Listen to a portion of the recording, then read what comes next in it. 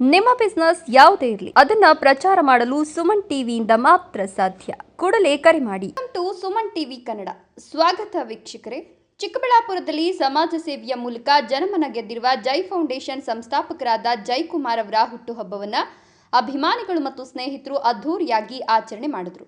ಹುಟ್ಟುಹಬ್ಬದ ಅಂಗವಾಗಿ ಬೆಳಿಗ್ಗೆ ನಂದಿ ದೇವಸ್ಥಾನದಲ್ಲಿ ವಿಶೇಷ ಪೂಜೆ ಸಲ್ಲಿಸಲಾಯಿತು.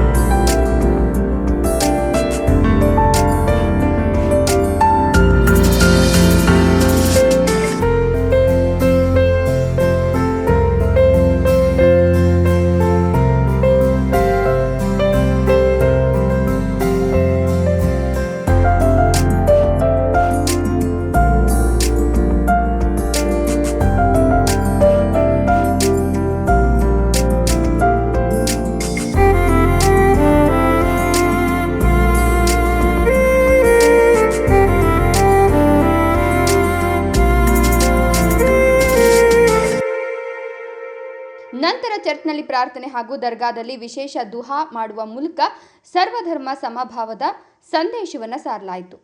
ಅಷ್ಟೇ ಅಲ್ಲದೆ ಮಾನಸ ವೃದ್ಧಾಶ್ರಮಕ್ಕೆ ಭೇಟಿ ನೀಡಿದ ಜೈ ಫೌಂಡೇಶನ್ ತಂಡ ವೃದ್ಧರಿಗೆ ಹಾಲು, ಬ್ರೆಡ್ ಹಾಗೂ ಅಗತ್ಯ ವಸ್ತುಗಳನ್ನು ವಿತರಣೆ ಮಾಡಿ ಮಾನವೀಯತೆ ಮೆರೆದರು. ಸಮಾಜ ಸೇವೆಯೇ ನಿಜವಾದ ಸಂಭ್ರಮ ಎಂಬ ಸಂದೇಶವನ್ನು ಈ ಕಾರ್ಯಕ್ರಮದ ಮೂಲಕ ನೀಡಲಾಯಿತು. ನಂತರ ಜೈ ಫೌಂಡೇಶನ್ ಕಚೇರಿಯಲ್ಲಿ ಅಭಿಮಾನಿಗಳು ಹಾಗೂ ಮುಖಂಡರ ಸಮ್ಮುಖದಲ್ಲಿ ಕೇಕ್ ಕಟ್ ಮಾಡುವ ಮೂಲಕ ಹುಟ್ಟುಹಬ್ಬವನ್ನು ಸಂಭ್ರಮದಿಂದ ಆಚರಿಸಲಾಯಿತು. ಕಳೆದ 3 ವರ್ಷಗಳಿಂದ ಜೈ ಫೌಂಡೇಶನ್ ಸಂಸ್ಥೆ ಸ್ಥಾಪನೆ ಮಾಡಿದಾಗಿಂದ ಕೂಡ ಪ್ರತಿ ವರ್ಷ ನನ್ನ ಹುಟ್ಟಿದ ಹಬ್ಬವನ್ನ ಒಂದು ವೃದ್ಧಾಶ್ರಮದಲ್ಲಿ, ದೇವಸ್ಥಾನಗಳಲ್ಲಿ, ಚರ್ಚ್ ಮಸೀದಿಗಳಲ್ಲಿ ಆಚರಣೆ ಮಾಡ್ಕೊಂಡು ಬರ್ತಾ ಇದ್ದೀನಿ. ಯಾಕಂದ್ರೆ ಏನು ಪಾಶ್ಚಾತ್ಯ ಸಂಸ್ಕೃತಿಗಳನ್ನ ಹೋಗ್ಲಾಡಿಸಿ ನಮ್ಮ ಒಂದು ಏನು ಸನಾತನ ಧರ್ಮವನ್ನು ಕಾಪಾಡಬೇಕು, ಅದೇ ರೀತಿ ಎಲ್ಲಾ ರೀತಿಯಲ್ಲೂ ಎಲ್ಲಾ ಧರ್ಮಗಳು ಗೌರವಿಸಬೇಕು ಅಂತ ಹೇಳಿ ಮೊದಲಿನಿಂದಲೂ ಕೂಡ ನಾನು ಈ ಒಂದು ನಿರ್ಧಾರಕ್ಕೆ ಬಂದು ಕಳೆದ 3 ವರ್ಷಗಳಿಂದ ಅದೇ ರೀತಿಯಲ್ಲಿ ನಾನು ಹುಟ್ಟಿದ ಹಬ್ಬವನ್ನ ಆಚರಣೆ ಮಾಡ್ಕೊಂಡು ಬರ್ತಾ ಇದ್ದೀನಿ. ಬೆಳಗ್ಗೆನೆ ನಾವು ಈಗಾಗಲೇ ನಮ್ಮ ಕಾರ್ಯದರ್ಶಿಗಳು ತಿಳಿಸಿದ ರೀತಿಯಲ್ಲಿ ಭೋಗನಂದೇಶ್ವರ ಸ್ವಾಮಿ ದರ್ಶನ ಪಡೆದು ಇಡೀ ಜಿಲ್ಲೆಗೆ, ಇಡೀ ರಾಜ್ಯಕ್ಕೆ, ಇಡೀ ದೇಶಕ್ಕೆ ಒಳಿತಾಗಲಿ ಅಂತ ಪ್ರಾರ್ಥನೆ ಮಾಡಿ ನಂತರ ಅಲ್ಲಿಂದ ನಾವು ಪಾಪಾಗ್ನಿ ಮಠಕ್ಕೆ ಕೂಡ ಭೇಟಿ ಕೊಟ್ಟೆ. ಯಾಕಂದ್ರೆ ನನ್ನ ಆಧ್ಯಾತ್ಮಿಕ ಗುರುಗಳು ವೀರಬ್ರಹ್ಮೇಂದ್ರ ಸ್ವಾಮಿಗಳು, ಅವರ ಒಂದು ದರ್ಶನ ಮತ್ತೆ ಆ ಒಂದು ಮಠದ ಒಂದು ಪವಿತ್ರತೆ ನಮ್ಮನ್ನ ಇನ್ನಷ್ಟು ಸಮಾಜ ಸೇವೆ ಮಾಡೋ ರೀತಿಯಲ್ಲಿ ಒಪ್ಪುಗೊಳಿಸ್ತು. ತದನಂತರ ಚರ್ಚ್ಗೆ ಕೂಡ ಭೇಟಿ ಕೊಟ್ಟು ಅಲ್ಲೂ ಫಾದರ್ನ ಕೂಡ ಆಶೀರ್ವಾದ ಕೂಡ ತೆಗೆದುಕೊಂಡ್ವಿ. ನಂತರ ನಮ್ಮ ಹಜರತ್ ಏನ್ ಸೈಯದ್ನ ಮಿಸ್ಕಿನ್ ಶಾ ಸೈಲಾನಿ ಅವ್ರ ಬಾಬಾ ಅವರ ದರ್ಗಾ ಇದೆ, ಅಲ್ಲಿಗೂ ಕೂಡ ಭೇಟಿ ಕೊಟ್ಟೆ.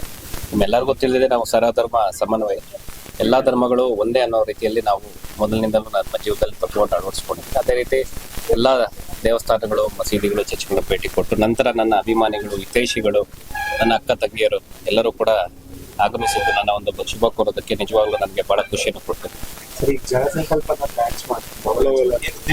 ಪ್ರತಿ ವರ್ಷ ಒಂದು ಹುಟ್ಟಿದಬ್ಬ ದಿನ ಒಂದೊಂದು ಕಾರ್ಯಕ್ರಮಗಳನ್ನ ನಾನು ಏನು ಜನತೆಗೆ ನೀಡಬೇಕು ಅಂತ ನಿರ್ಧರಿಸಿದ್ದೆ. ಇದೇ ರೀತಿ ಕಳೆದ ತಿಂಗಳಲ್ಲಿ ತಾವೆಲ್ಲ ಗಮನಿಸಿರುವ ರೀತಿಯಲ್ಲಿ ಏನು ನಮ್ಮ ನೀರಿನ ಒಂದು ಸಮಸ್ಯೆ ನಮ್ಮ ಜಿಲ್ಲೆಯಲ್ಲಿ ಬಹಳಷ್ಟು ಒಂದು ಬೆಳೆದಿದೆ.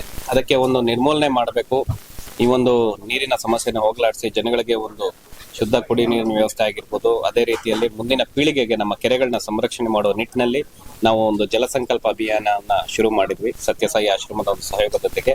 ಅದನ್ನ ಇವತ್ತು ದಿನ ನಮ್ಮ ಕಾರ್ಯದರ್ಶಿಗಳು, ನನ್ನ ಸ್ನೇಹಿತರು ಹೇಳಿದ್ರು, ಈ ಒಂದು ತಮ್ಮ ಜನ್ಮದ ದಿನ ಏನಿದೆ ಆ ಒಂದು ಕಾರ್ಯಕ್ರಮದಲ್ಲಿ ಒಂದು ಲೋಗೋನ ಅನಾವರಣ ಮಾಡಿದ್ರೆ ಬಹಳಷ್ಟು ಖುಷಿ ಆಗುತ್ತೆ ಅಂತ ಅವರ ಒಂದು ಕೋರಿಕೆ ಮೇರೆಗೆ ಈ ಒಂದು ಜನ್ಮದಿನದ ವಿಶೇಷವಾಗಿ ನಾವು ಜಲಸಂಕಲ್ಪ ಲೋಗೋವನ್ನು ಕೂಡ ತಮ್ಮ ಮಾಧ್ಯಮಿತರ ಮುಂದೆ ನಾವು ಇವತ್ತು ಆವಿಷ್ಕರಣ ಮಾಡಲಾಗಿದೆ.